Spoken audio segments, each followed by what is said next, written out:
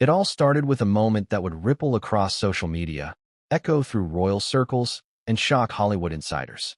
Imagine a room filled with anticipation, the cameras rolling, lights flashing, and the audience waiting for something memorable, something that would be replayed, dissected, and debated endlessly. Morgan Freeman, the voice of authority, calm wisdom, and cinematic gravitas, sat across from Jennifer Hudson on her show. There was a quiet tension in the air, an unspoken understanding that what was about to be said could change perceptions forever. And then, with a voice smooth as silk but cutting as a dagger, Freeman made a comment that left the entire studio frozen and set the internet ablaze. He called Prince Harry a backstabber. Not in jest, not lightly, but in a way that framed the prince's actions, his choices, and his public rebellion in a lens of betrayal that no one expected, least of all Harry himself. Before we continue, please hit the like button, subscribe to the channel, and turn on the notification bell for updates. Now, you might be asking yourself, why would Morgan Freeman, an icon celebrated for his wisdom, moral authority, and calm demeanor, target a member of the British royal family, a prince who has often been portrayed in sympathetic lights by the media? What would compel someone like Freeman to use such a harsh word? Backstabber. It's a word heavy with implications, full of history, betrayal, and moral judgment. And yet, there it was, delivered in a tone so casual, so almost conversational, that the audience still felt the shock reverberate through their bones. That moment, that seemingly simple phrase, set the stage for a story of power, fame, privilege, and the consequences that come when someone decides to abandon loyalty yet cling to status. But before we dive into what Freeman said and why it struck such a chord, we need to understand the context.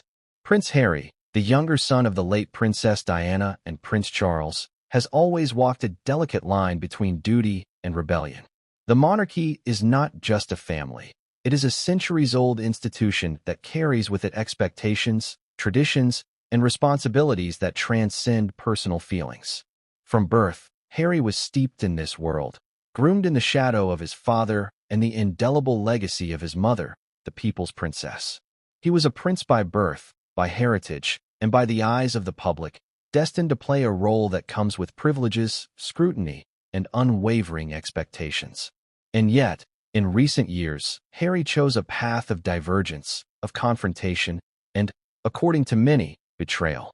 He and his wife, Meghan Markle, stepped back from royal duties, openly criticized the monarchy, and embarked on a life of independent fame, media deals, and public narratives that have repeatedly painted the institution in a negative light.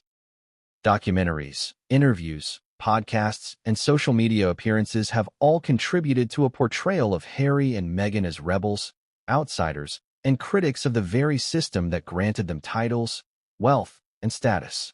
It is within this context that Freeman's words landed like a thunderclap. So why now? Why would this comment resonate at this particular moment? Timing, as always, is everything. Freeman's appearance on Jennifer Hudson's show coincided with a moment when Harry's actions are under the microscope more than ever.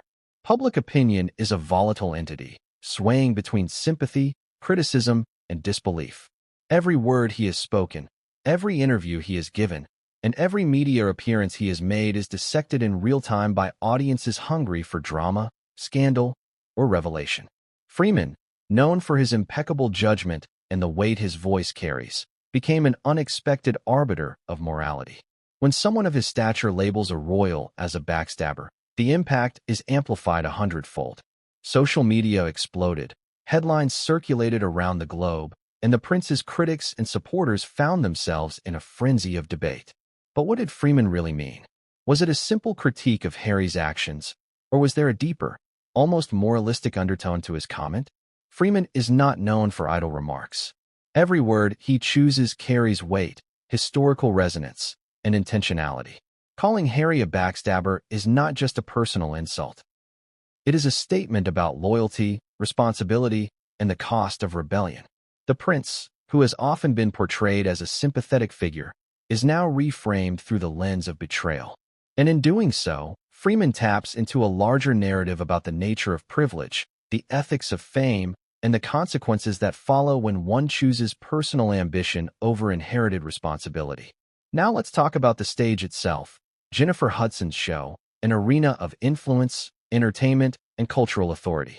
It is a place where moments become legendary, where conversations are replayed, dissected, and discussed long after the cameras stop rolling. Freeman's presence in this environment magnified the impact of his words. The audience, both live and at home, could sense the gravity, the weight of history, and the unspoken judgment behind his tone. The atmosphere was electric, a combination of admiration, shock, and suspense that made viewers lean in, hang on every syllable, and anticipate the next revelation. What came out of Freeman's mouth was more than a comment. It was a cultural event, a spark that ignited conversations across continents, social platforms, and news outlets. Imagine the ripple effect. One phrase, spoken in the quiet power of Freeman's voice, transforms into headlines, viral tweets, and endless commentary. People dissect the tone, the implications, the subtle inflections. Was there a smile? A pause? A hint of sarcasm or irony? Every detail is scrutinized because, in today's world, the weight of words is amplified by immediacy, visibility, and digital permanence. Freeman's critique of Harry is not just a critique of a man. It becomes a reflection of broader societal expectations, a lens through which we examine loyalty, betrayal, and the ethical complexities of privilege. And yet, despite the shock, there is curiosity. Why did Freeman choose to say this? What motivated him to single out Prince Harry at this precise moment? Was it a response to something in the media, a reaction to Harry's own statements, or simply an observation that the world needed to hear? These questions linger in the minds of the audience, creating a curiosity gap that drives engagement. Viewers want answers, interpretations, and context. They want to understand not just what was said, but why it was said, and what it means for both the royal family and the global conversation about fame, responsibility, and accountability. Here's another layer to consider: Freeman's credibility. Unlike a tabloid commentator or a casual observer, Morgan Freeman's voice carries the weight of decades in Hollywood, a reputation for gravitas, and a history of being a moral compass in cultural discourse. When Freeman critiques someone, the audience listens. The statement becomes a cultural touchstone, a reference point in discussions about ethics, fame, and personal responsibility. So when he calls Prince Harry a backstabber, it is not merely entertainment gossip. It becomes a lens through which millions evaluate the prince's actions, intentions, and character. The impact is immediate, the reach is global, and the implications are profound. And then there's the emotional resonance. Freeman's words cut through the noise, triggering reactions ranging from shock to outrage to contemplation. For those who admire Harry, the comment is jarring, almost unforgivable. For critics, it is validation, a confirmation of long-held suspicions about the prince's choices. And for neutral observers, it is a moment of reflection, a question about what it truly means to wield privilege responsibly, to honor legacy, and to navigate the delicate balance between personal ambition and inherited duty. Freeman's insight resonates because it is grounded in experience, wisdom, and a perspective that few possess: the ability to see beyond the surface, to understand the deeper moral currents beneath public personas. So, as the audience sat in the studio, holding their breath, recording devices capturing every nuance, the tension built to a crescendo. Everyone could sense that something monumental was unfolding. The cameras didn't just capture words, they captured history. The social media world, buzzing with anticipation, waited for the clips to surface, knowing that within moments, the world would collectively react to Freeman's pointed critique. It wasn't just a celebrity comment. It was a cultural event, a collision of royalty and Hollywood wisdom, a moment that would be dissected, debated, and remembered for years to come. But what made Freeman's comment even more striking was the irony of the situation.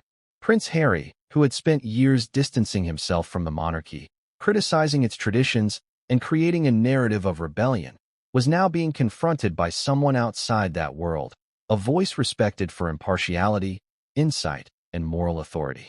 The prince's attempt to carve his own path, separate from the institution that gave him status and influence, was now being reframed as betrayal.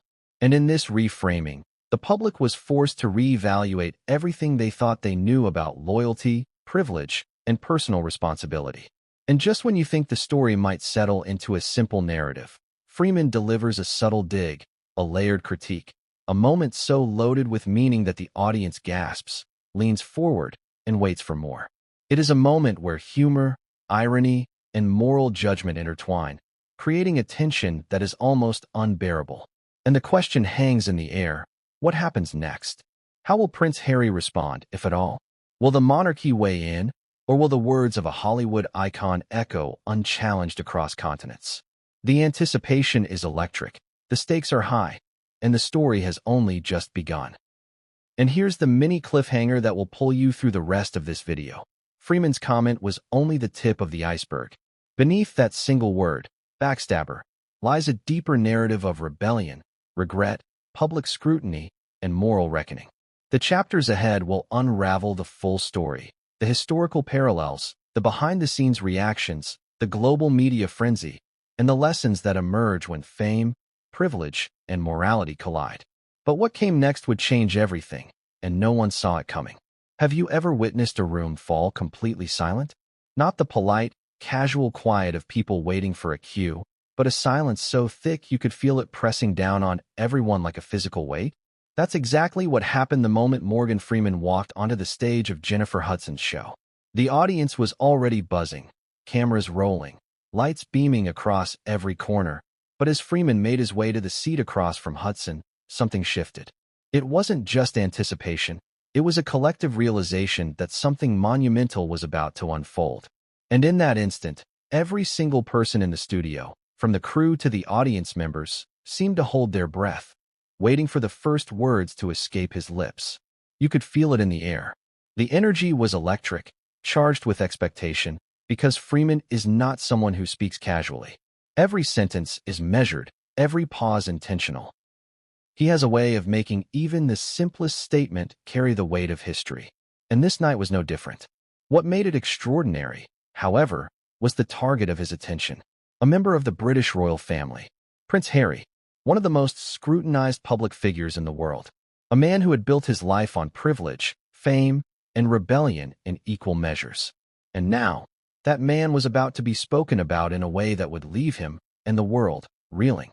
Imagine the scene. Jennifer Hudson, poised, radiant, and with the perfect mix of charm and authority to moderate such a conversation, sat across from Freeman. She had conducted interviews with countless celebrities, but there was something different about this setup. She didn't just ask questions, she created space for Freeman's words to resonate. Every glance, every subtle nod, every shift in posture mattered. And Freeman, with his trademark calm and authoritative tone, seemed to understand exactly how to maximize that tension. His presence alone demanded attention, but what he was about to say would make the moment unforgettable. Now, you might be wondering, how does one comment, one word, create a ripple that spans across continents? How does a single statement about a prince make headlines, dominate social media, and spark endless debate? It's because Freeman's words are not empty. They carry a weight that few voices in the world can match. He has spent decades being the calm, wise voice in films, narrating stories of justice, morality, and human struggle. When he critiques someone, it is more than an opinion. It is a judgment, a reflection, and often a challenge to the conscience of the audience.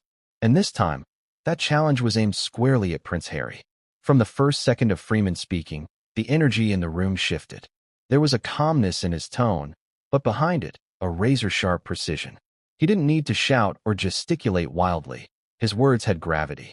The first hint of what was to come came in a seemingly casual comment, a setup, almost innocuous. But as the conversation progressed, it became clear that Freeman was building to a point, a truth that few dared to speak aloud. And then, in a moment that stunned everyone, he said it. Backstabber.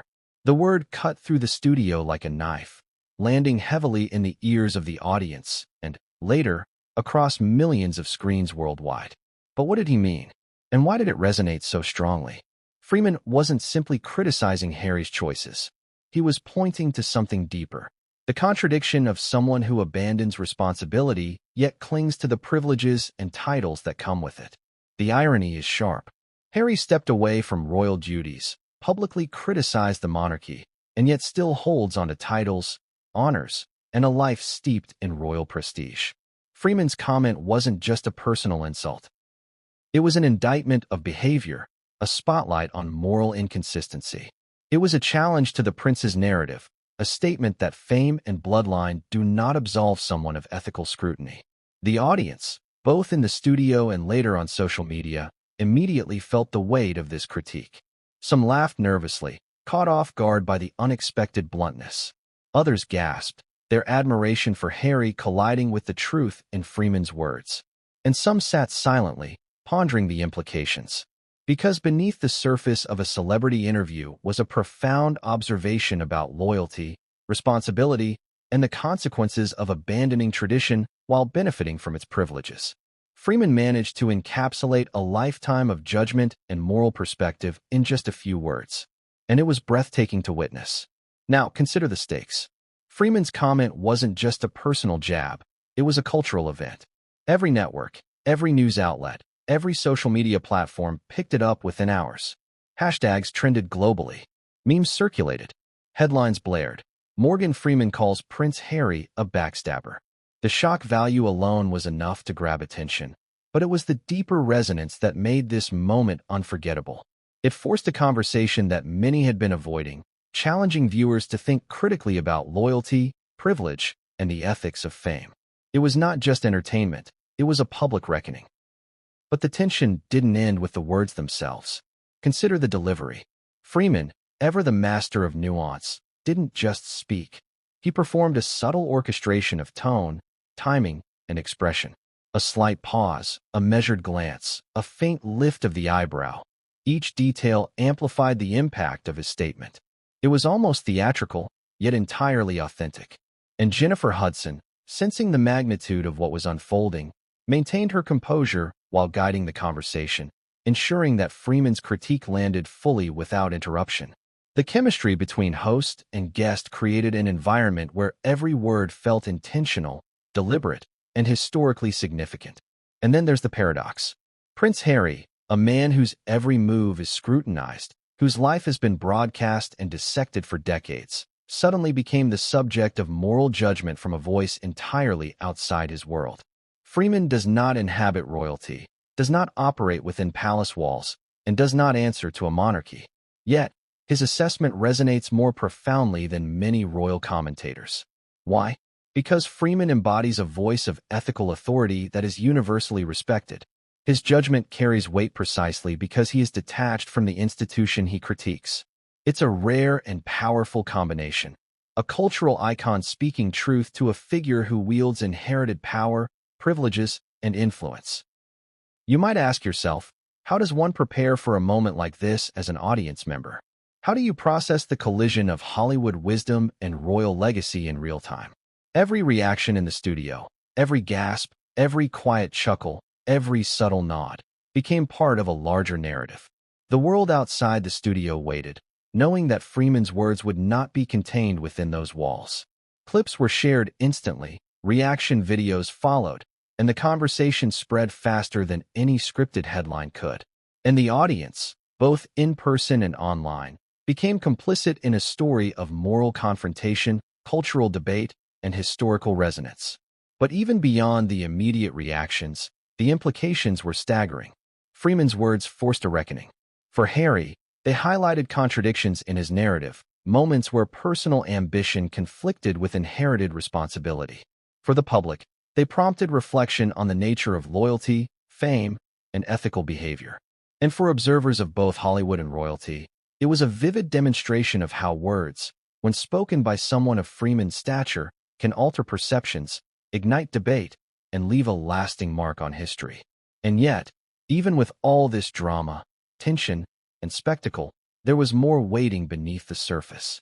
Freeman's comment was sharp, yes, but it was also layered. There were undertones of warning, echoes of historical precedent, and subtle hints at the consequences that could unfold if actions remained misaligned with privilege and expectation. The moment was not merely about Harry. It was about a broader lesson, a cautionary tale wrapped in a single word, delivered with cinematic precision and broadcast to millions who could not look away. And here is where we leave the first chapter, standing on the precipice of the next revelation. The stage has been set. Freeman has spoken. The audience has reacted. The world has watched. But what comes next? The behind-the-scenes stories, the subtle nods, the public fallout, and the deeper layers of meaning will take this story far beyond a single word. And what came next would change everything, and no one saw it coming. Have you ever wondered why Morgan Freeman's words carry a weight that few others can match? Why a simple statement from him can ignite debates across continents, dominate headlines, and send social media into a frenzy? The answer lies in decades of consistent credibility, moral authority, and the unique way he combines calm delivery with piercing insight. Freeman isn't just an actor. He's a storyteller, a guide, and, in many ways, a moral compass in modern culture. When he speaks, people listen, not because they fear him, but because they respect him, and because there's an unspoken understanding that every word is chosen with intention, wisdom, and experience. This is not the first time Freeman has used his platform to address truths that others shy away from. Over the years, he has made headlines for speaking candidly about politics, social justice, Hollywood culture, and even personal responsibility. In interviews, Freeman has often challenged notions of celebrity entitlement, calling out behavior that contradicts societal ethics. He has openly criticized cultural hypocrisy, holding people accountable without sensationalism, judgmental theatrics, or theatrically loud declarations. There's a subtlety in his delivery, a precision that makes even the most pointed comment feel like a truth everyone should have already recognized but never dared to say. For instance, years ago, Freeman spoke publicly about systemic inequality in Hollywood. He didn't rant. He didn't raise his voice. Instead, he calmly and firmly laid out examples, anecdotes, and historical references that exposed long-standing patterns of privilege and injustice. He reminded audiences that fame and influence come with responsibilities, and that failure to honor those responsibilities reflects not just on the individual, but on the institutions and communities that support them. It's this pattern, speaking truth without theatrics, that gives his words a lasting impact. So when Freeman commented on Prince Harry, the effect wasn't just amplified by the celebrity factor. It was amplified because Freeman has a history of moral clarity. His critique didn't come from gossip or rumor. It came from observation, reflection, and decades of understanding human behavior. To put it another way, Freeman's reputation precedes him. When he calls someone a backstabber, it's not hyperbole. It's a carefully considered evaluation. And that's why his statement reverberates so powerfully, leaving audiences shaken and contemplative at the same time. Think about it. Freeman has consistently spoken against hypocrisy, against entitlement, against moral double standards. He has challenged people in positions of power to live up to the ideals they claim to represent. And now, he applied that lens to Prince Harry, someone who has been lauded and criticized in equal measure, someone whose every action is a public spectacle. Freeman's word choice was deliberate, surgical even. He didn't say Harry was misguided, conflicted, or naive. He said backstabber. It's a term loaded with historical, cultural, and emotional significance. It implies betrayal, abandonment of trust, and moral failure. A direct challenge to the narrative Harry has cultivated around his independence and rebellion. What's striking here is Freeman's subtle layering of truth and drama. Throughout his career, he has mastered the art of combining calm demeanor with statements that land with the force of revelation. There's a paradoxical tension in his style, soft-spoken, yet impossible to ignore. It's a technique that works on multiple levels.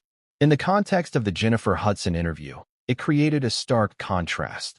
The serene, almost grandfatherly voice of Freeman delivering an observation so sharp it pierced the cultural conversation. The result is a moment that's as much about style as it is about content, where every pause, inflection, and subtle facial expression adds meaning, and where audiences are left hanging on the edge of understanding, processing both what was said and how it was said. This isn't the first time Freeman's words have left an indelible mark on public discourse. In political commentary, he has challenged leaders, questioned systemic inequities, and encouraged audiences to think critically about societal structures. In Hollywood, he has called out nepotism, inequality, and the sometimes absurd demands of celebrity culture. Even in casual interviews, Freeman has a way of cutting through fluff to reveal the deeper truth, a truth that often makes people uncomfortable because it asks them to reconsider assumptions, behaviors, and loyalties. This is exactly why his comment about Prince Harry is so compelling. It's not merely an insult or a playful jab. It's a moral assessment grounded in decades of observing human behavior. And that moral assessment has a broader resonance. Freeman's career has consistently reinforced the idea that words matter, that influence carries responsibility, and that fame without accountability is a hollow endeavor. He has shown audiences that public figures, regardless of their platform or privilege, are subject to ethical scrutiny, and that their actions can and should be evaluated through the lens of integrity. By framing Prince Harry as a backstabber, Freeman extends this principle beyond Hollywood, applying it to royalty, a world where public image is meticulously curated, and where deviation from expected behavior carries both social and institutional consequences. But there's another dimension here that adds depth to the critique. Freeman's authority is both external and universal. Unlike the royal family, he exists outside the insular systems of monarchy, privilege, and inherited duty. He is an observer, an outsider with no personal stakes in Harry's lineage or status. That detachment gives his words an extraordinary power. He is free to speak truth without concern for protocol or favoritism, to call out contradictions that insiders may be unable or unwilling to address. And it's precisely this detachment that makes the comment so piercing. When someone outside your world, someone with moral authority and global respect, labels your actions as betrayal, it carries a resonance that insiders, those who live within the system, cannot replicate. Consider the context of Freeman's history of speaking truth. It's not just that he has a voice recognized worldwide. It's that he has repeatedly shown courage in addressing uncomfortable realities. From social justice to celebrity accountability to human behavior, he has made audiences sit up, reflect, and sometimes squirm. His commentary forces people to confront contradictions. Who we say we are versus how we act. What we claim to value versus the choices we make. In calling Harry a backstabber, Freeman does not simply critique. He compels reflection, both for the prince himself and for the millions watching from around the globe.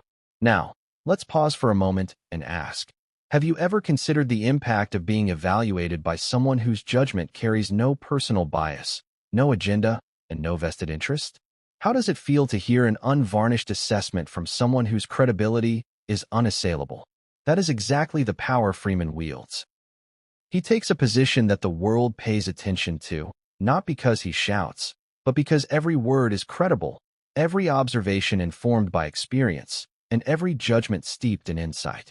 The word backstabber, in this context, becomes a lens through which the world can reinterpret Harry's actions, not as rebellion, not as independence, but as betrayal of expectation and privilege. And there's a layer of artistry to Freeman's delivery that cannot be overstated. Over decades, he has honed the ability to make statements that resonate emotionally, intellectually, and morally simultaneously. He combines timing, tone, and presence to create moments that linger, moments that demand discussion long after they are spoken. In the Jennifer Hudson interview, every pause, every slight shift in expression, every measured word contributed to a narrative that left the audience both shocked and contemplative. Freeman's critique was precise, deliberate, and unforgettable. But here's the twist. This is not just about one comment. Freeman's critique is a culmination of decades of experience speaking truth to power. It draws from his deep understanding of human behavior, social dynamics, and the consequences of public and private choices.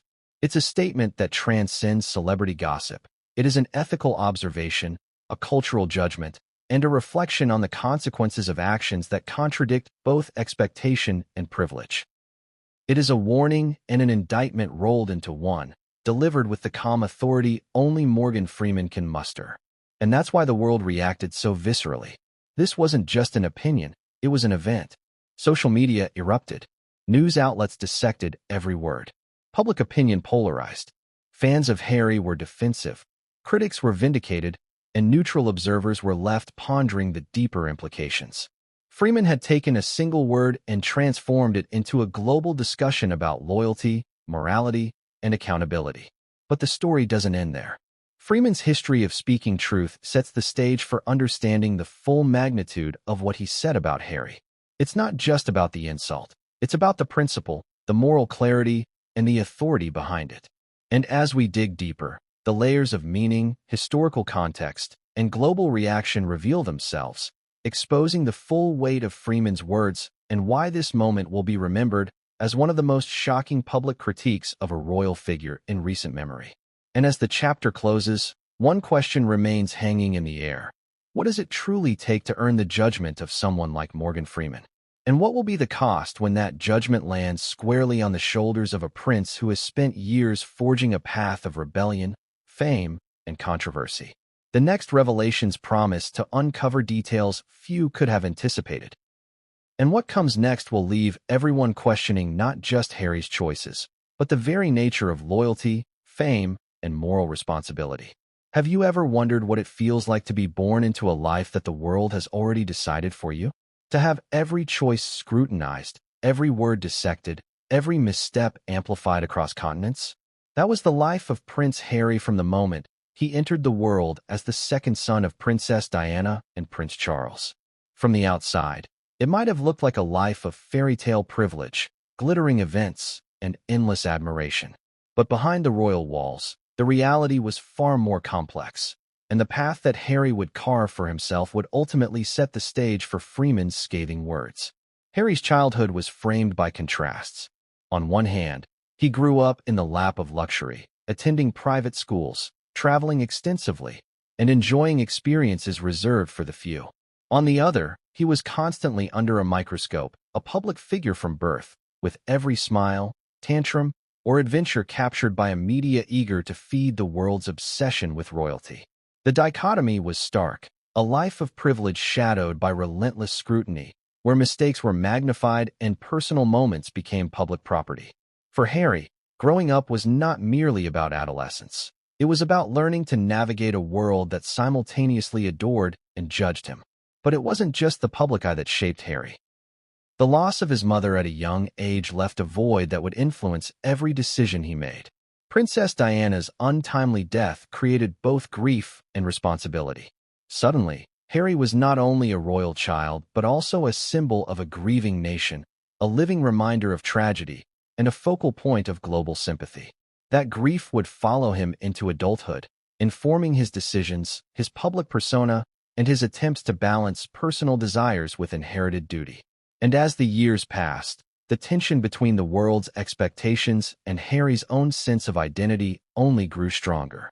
Fast forward to his early adulthood, and Harry began to navigate the complexities of military service, charity work, and public life. Unlike his older brother, Prince William, who was groomed for the role of heir, Harry was afforded a bit more freedom, but even that freedom came with scrutiny. The media labeled him as the wild prince, someone who took risks, made mistakes, and occasionally flouted tradition. But behind the headlines was a young man trying to reconcile personal freedom with the obligations of his birthright. Every decision carried weight, not only for his reputation, but for the perception of the monarchy as a whole. And then Meghan Markle entered the picture.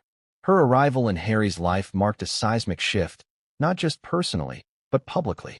Meghan, an American actress with a strong independent streak, introduced Harry to a world outside royal constraints.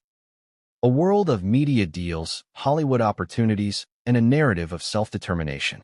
Their relationship, celebrated by some and criticized by others, became a lightning rod for global attention. What should have been a personal love story quickly transformed into a cultural debate about race, privilege, and the modern monarchy. Harry, who had spent his life navigating public expectations, suddenly found himself at the center of an entirely new storm, one that questioned his choices, loyalty, and sense of identity. And it was in the wake of that storm that Harry made the fateful decision to step back from royal duties. Megxit, as it would later be dubbed, wasn't just a personal choice, it was a cultural earthquake. By distancing himself from the monarchy, Harry effectively challenged centuries of tradition, questioned the institution that had defined his identity, and created a narrative of rebellion. But here's the contradiction. While Harry publicly criticized the monarchy and renounced certain duties, he still retained the privileges that came with his titles. He still had the wealth, influence, and access granted by the royal lineage. This tension, between renunciation and retention, would become the very point that Freeman later seized upon. From that moment on, Harry's life took on a dual narrative. On one side, He presented himself as the outsider, the critic, the one who had broken free from a rigid institution. On the other side, he remained tethered to the very privileges he claimed to leave behind. Interviews, podcasts, and public appearances all contributed to this narrative. Documentaries portrayed him as misunderstood, while social media and tabloids oscillated between admiration and condemnation. For some, he was a symbol of courage and independence. For others, he became the embodiment of contradiction, a man who rejects responsibility yet clings to the benefits of birthright. And this duality is precisely what Freeman would later address with devastating precision. But Harry's journey wasn't solely about rebellion. It was also about identity. He wrestled with questions that many of us can relate to, albeit in vastly different circumstances. Who am I beyond the roles imposed on me? How do I reconcile personal happiness with inherited duty? What does loyalty mean when the institutions around you feel restrictive or outdated? These are questions that transcend the royal context. Yet in Harry's case, the stakes were magnified. Every answer was broadcast, analyzed, and dissected, leaving little room for privacy or error. And when someone like Freeman evaluates those choices, the scrutiny feels intensified, the moral judgment sharper, and the emotional weight heavier. To understand Freeman's comment fully, we need to trace the arc of Harry's public persona. As a young prince, he was adventurous, reckless at times, yet beloved for his charisma and charm. Military service offered him a sense of purpose and a temporary escape from the royal spotlight, providing experiences that shaped his worldview and empathy. Yet even these commendable endeavors were subject to public interpretation. Fame and expectation collided repeatedly, creating a tension between personal growth and public perception. Every decision, from career paths to romantic choices, became fodder for media scrutiny. And over time, that scrutiny hardened into a broader narrative about rebellion, privilege, and moral complexity. And then came the media appearances, interviews, and ventures that truly defined Harry's post-royal identity. He and Meghan engaged with global media in unprecedented ways, addressing personal and institutional issues alike. They shared stories of discrimination, struggles with mental health, and critiques of the monarchy. These revelations, while illuminating in some respects, also amplified the contradictions in Harry's actions. By publicly challenging the institution he was born into while maintaining access to its privileges, Harry positioned himself in a morally gray space, a space where public opinion could easily turn critical. And it is precisely this space that Freeman targeted in his remarks. But the complexity doesn't end there. Harry's life has also been marked by attempts to carve out new identities through philanthropy, media production, and public advocacy. While these endeavors demonstrate initiative, they also highlight the persistent tension between independence and dependency. Freeman, in observing this dynamic, sees not just a man navigating personal choices, but a broader lesson about responsibility, loyalty, and the consequences of clinging to privilege while criticizing its source. And that lens is what made his comment resonate so profoundly, transforming what could have been a fleeting remark into a global event. And let's not forget the emotional stakes. Harry's decisions have affected not only his public image but also the people closest to him, including his family, his staff, and, critically, his children. The narratives he constructs around rebellion and independence ripple outward, shaping perceptions and relationships in profound ways. Freeman's words, then, are not merely commentary. They are a reflection of the ethical tension inherent in Harry's journey. A backstabber, in this context, is more than an insult. It's an observation about choices, consequences, and the moral cost of living in contradiction. Yet, even with all this complexity, one cannot ignore the cultural fascination with Harry's story. The public has long been enthralled by the tensions between royalty, rebellion, and celebrity. Every interview, every public appearance, every statement feeds a global narrative about identity, responsibility, and the cost of privilege. Freeman's remark intersects with this fascination perfectly, distilling a lifetime of contradiction into a single word. It is a critique that transcends gossip and enters the realm of moral observation, forcing audiences to confront questions about loyalty, integrity, and personal responsibility on a scale few ever imagined. And now, as we look back on the arc of Harry's life, From a young prince under scrutiny, to a grieving son, to a rebellious public figure, the stage is fully set. The story is no longer about fairy tale privilege or celebrity fascination. It is about the human struggle with identity, responsibility, and the ethical tension between choice and consequence. Freeman's words are not simply commentary. They are a mirror reflecting decades of decisions, contradictions, and public scrutiny, holding up an unflinching lens to a life lived under global observation. And here's the cliffhanger that leads us to the next chapter. Harry's journey from royalty to rebel had prepared him for many challenges, but nothing could have readied him for the sting of Freeman's words. What exactly did Freeman say, and how did it land so sharply in a world already fixated on every move Harry makes?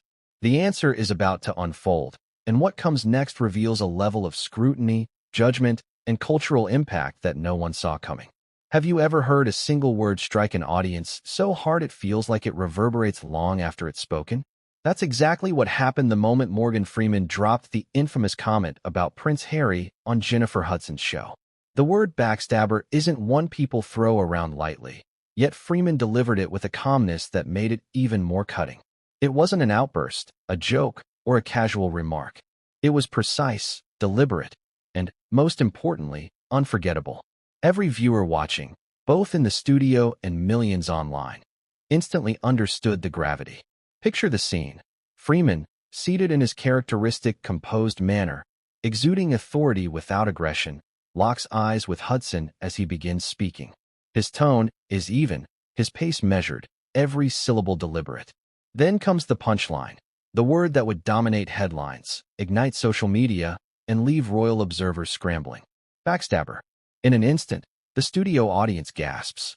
Some shift uncomfortably in their seats. Others exchange glances, as if to ask, did he really just say that? Cameras capture every subtle expression, every flicker of reaction, and in those moments, a single word becomes a cultural event. Why did it land so hard? Because Freeman isn't just an actor or celebrity making a quip. He is universally recognized for his moral clarity, his calm wisdom, and his ability to distill complex truths into simple, impactful statements. When he says something, it carries weight. It invites reflection. It challenges assumptions. And in this instance, he didn't just critique Harry as a public figure. He critiqued the decisions, the contradictions, and the moral implications of his actions. Freeman's word implied a deeper truth. One cannot publicly reject an institution, criticize it relentlessly, and simultaneously cling to the benefits it provides without facing scrutiny. Let's pause for a moment and consider the layers here. Freeman didn't just call Harry a backstabber in isolation. The word carries historical, cultural, and emotional resonance.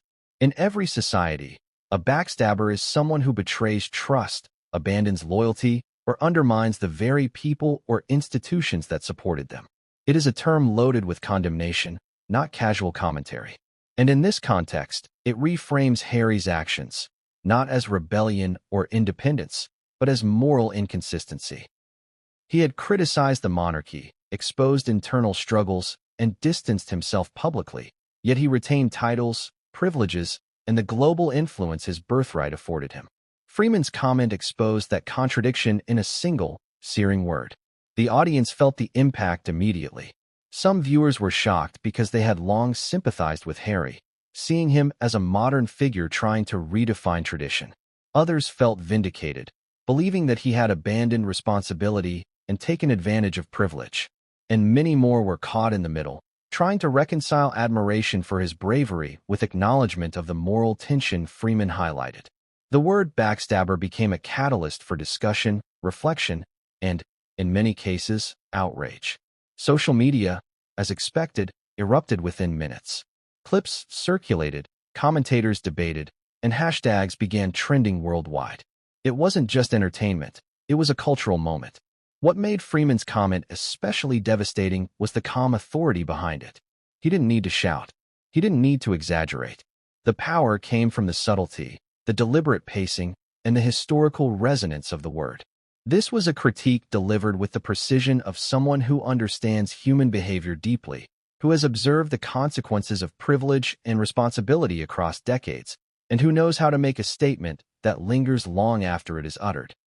It was a masterclass in moral commentary, packaged in a single word that everyone could understand, and everyone would remember. But let's also consider the irony. Freeman's critique lands at a time when Harry has carefully curated a public image of independence, rebellion, and advocacy. The prince has built a narrative around breaking free from restrictive traditions while advocating for causes that reflect his values. Yet Freeman's comment exposes a tension that Harry cannot easily escape, rejecting duty while enjoying the privileges of birthright. In doing so, Freeman reframes the narrative, transforming a story of personal liberation into one of moral complexity and, for some observers, outright betrayal. The impact didn't stop in the studio. Within hours, Freeman's comment was splashed across headlines around the world. Tabloids, news outlets, and social media platforms dissected the remark from every possible angle. Analysts debated whether Freeman was merely exaggerating for effect or if he had pinpointed a deeper ethical truth. Clips of the moment circulated endlessly, often paired with captions emphasizing the harshness of the word, the calmness of delivery, and the cultural significance of the critique. What might have been a fleeting comment in a celebrity interview instead became a defining moment in the ongoing public conversation about Harry, Meghan, and the monarchy. And then came the public reactions. Social media exploded, with opinions divided sharply along lines of sympathy, criticism, and ethical reflection. Supporters of Harry rushed to defend him, arguing that Freeman's comment was unfair, overly harsh, or even ignorant of the complexities of royal life. Critics, on the other hand, used the word as validation of long-held suspicions, highlighting the perceived hypocrisy of condemning the monarchy publicly while still benefiting from its privileges. Neutral observers were drawn into the debate, forced to consider what loyalty, responsibility, and morality truly mean when fame, birthright, and personal ambition collide. Freeman had managed, in a few calm words, to spark global discourse that was as emotional as it was intellectual. But there was more than just immediate impact. Freeman's comment also had subtle undertones, suggesting lessons that went beyond the immediate critique. It was a reminder that privilege comes with responsibility, that rebellion carries consequences, and that public perception is a powerful arbiter of morality. By labeling Harry a backstabber, Freeman prompted viewers to think critically about the costs of rebellion, the ethics of public critique, and the tension between personal freedom and inherited duty. It was a moment that demanded reflection, forcing audiences to consider not only Harry's actions, but also their own interpretations of loyalty, morality, and justice. And there's another layer to consider. Freeman's delivery style amplified the impact. He didn't simply speak the word. He framed it, timed it, and delivered it in a way that made it resonate across multiple dimensions. Every pause, every inflection, every subtle gaze created an atmosphere of tension that made the audience lean in, hang on each word, and feel the weight of the moral judgment being articulated. It was an extraordinary example of how tone and context can turn a single word into a seismic cultural event. And just when you think the moment has reached its peak, there's the aftershock. Clips circulated online. Reaction videos flooded YouTube. Media outlets debated the meaning. Influencers and commentators, both in royal circles and outside them, dissected every nuance. Was Freeman right? Was he too harsh? Did he misunderstand Harry's intent? Every question fueled further discussion, keeping the moment alive long after it was spoken. And for Prince Harry, the comment became an unavoidable reflection of how the world now perceives him, not as a rebellious underdog, but as someone judged, measured, and evaluated by a moral authority far beyond palace walls. And here's the cliffhanger that propels us into the next chapter. Freeman's words didn't simply fade into memory. They sparked a chain reaction, a global conversation, and reactions from people both inside and outside the royal world. But how exactly did Harry respond? If he responded at all, was there silence, defense, or an unexpected counterstrike? What happened next would reveal consequences no one predicted, and it all started with that single, unforgettable word. Have you ever seen the internet explode in real time? The moment Morgan Freeman called Prince Harry a backstabber, social media didn't just light up, it erupted. Tweets flew faster than anyone could track. Headlines popped up on news sites around the world. Memes, reaction videos, and commentary spread like wildfire. And suddenly, a single word became the epicenter of global discussion. The world wasn't just watching. It was participating, sharing, dissecting, and, in many cases, choosing sides. Freeman had triggered a cultural frenzy, and there was no going back. The reactions were immediate and polarizing. Harry's supporters were quick to defend him, flooding platforms with hashtags, tweets, and posts. They argued that Freeman's comment was unfair, harsh, and lacked context. Some suggested that the actor, despite his wisdom, couldn't possibly understand the complexities of modern royal life. "He doesn't get it," one tweet read. "Harry is trying to redefine tradition, not betray it." On the other side, critics seized the moment as vindication. Those who had long questioned Harry's decisions were thrilled that a voice as respected as Freeman's had publicly called him out. Finally, one viral post read, "Someone is willing to say what everyone is thinking." Hollywood insiders weighed in as well, adding another layer to the reaction. Commentators, late-night hosts, and celebrities debated the statement on talk shows and podcasts. Some praised Freeman for his candor, highlighting that he dared to speak truth to power in a way few could. Others dissected the delivery, analyzing his tone, timing, and choice of words, emphasizing the moral weight behind the seemingly casual remark. The consensus in many circles was clear. Freeman's comment had transcended celebrity gossip, becoming a statement about integrity, privilege, and public responsibility. And then there were the memes.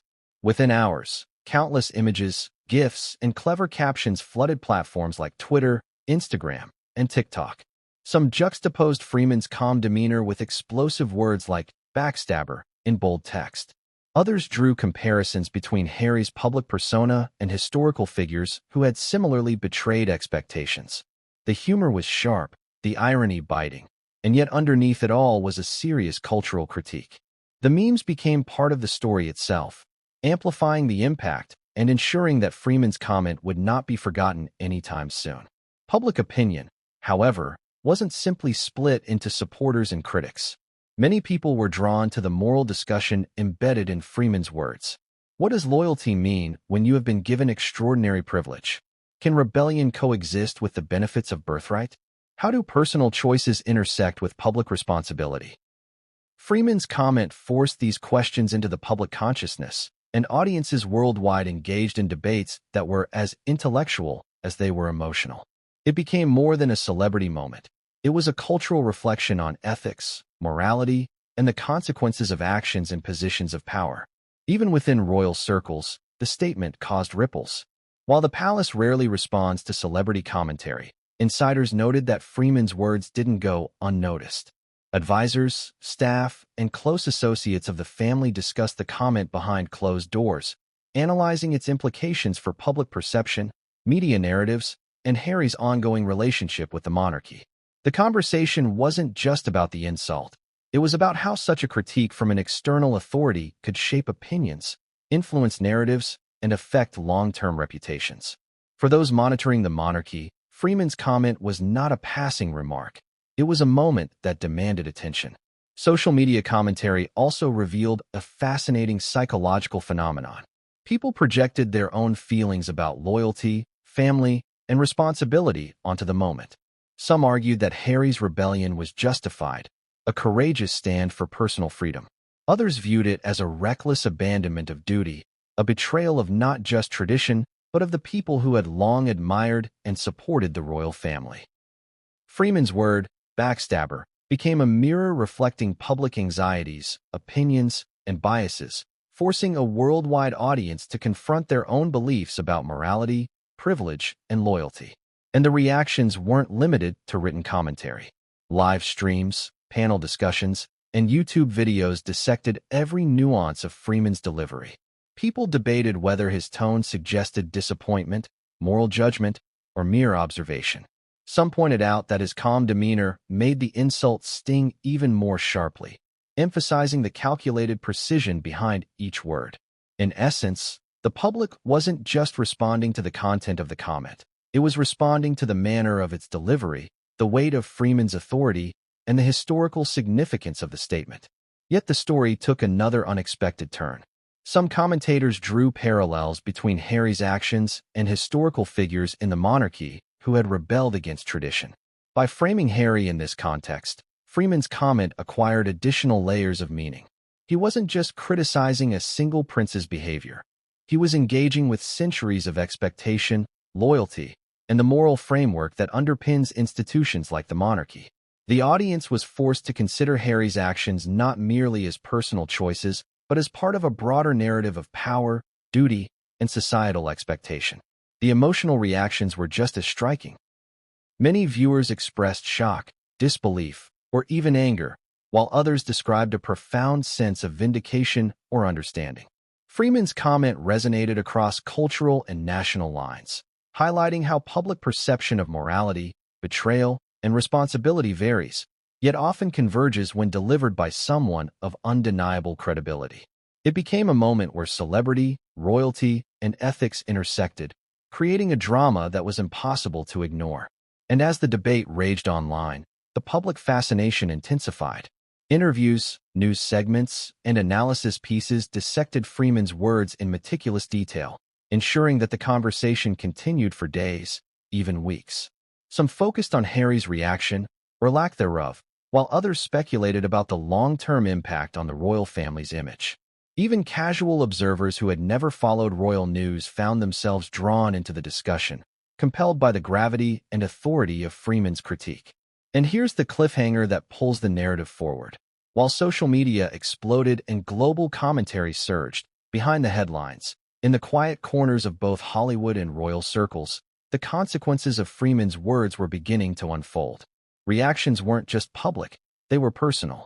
Private conversations, whispered concerns, and unexpected responses were brewing, and what came next would reveal tensions and revelations that no one had anticipated. The public reaction was only the beginning. Have you ever stopped to think about the consequences of stepping outside centuries of tradition? Prince Harry's choices didn't exist in a vacuum.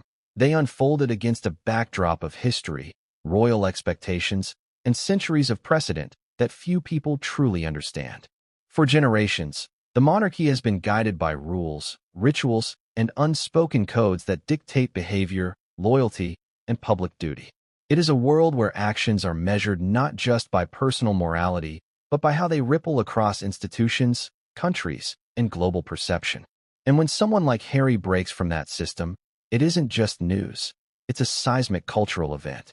To understand Freeman's critique fully, we must place it within this historical lens. Royalty has always been a theater of scrutiny, a realm where privilege is inseparable from responsibility. In the past, those who challenged the established order often faced backlash, exile, or historical vilification. Look at Edward VIII, whose desire to marry Wallis Simpson forced him to abdicate the throne and ultimately changed the line of succession. Or Princess Margaret, whose personal choices were relentlessly scrutinized and often criticized for contradicting the moral expectations of the institution. History shows us that rebellion within royalty rarely exists without consequences. And here's where Freeman's comment resonates so sharply. He isn't simply criticizing Harry as a modern figure. He is contextualizing him within a lineage of public figures who navigated, or failed to navigate, the delicate balance between personal desire and institutional loyalty. Backstabber, in this historical context, isn't hyperbole. It is a precise label that points to an ongoing tension between rebellion and responsibility. Harry's actions echo patterns seen in history, where individuals challenge tradition but remain tethered to the privileges and authority they once embraced. Freeman, with decades of experience observing human behavior, recognized this dynamic immediately. Consider also the role of outsiders in royal history. Royals exist in a bubble, with advisors, courtiers, and publicists shaping narratives and controlling perceptions. When someone external, like Morgan Freeman, an observer from Hollywood, speaks truth to that system, it cuts through layers of protection, spin, and PR carefully constructed over decades. Outsiders rarely critique royalty with such clarity, because most lack credibility, authority, or the ability to frame moral judgment in a universally respected voice. Freeman has that authority. He speaks not from a position of personal stake, but from a moral vantage point, and history shows that such critiques are often the most piercing and enduring. This brings us to the power of perception. Royals are expected to embody ideals, maintain loyalty, and uphold tradition. Any deviation is instantly magnified by public scrutiny, gossip, and historical comparison.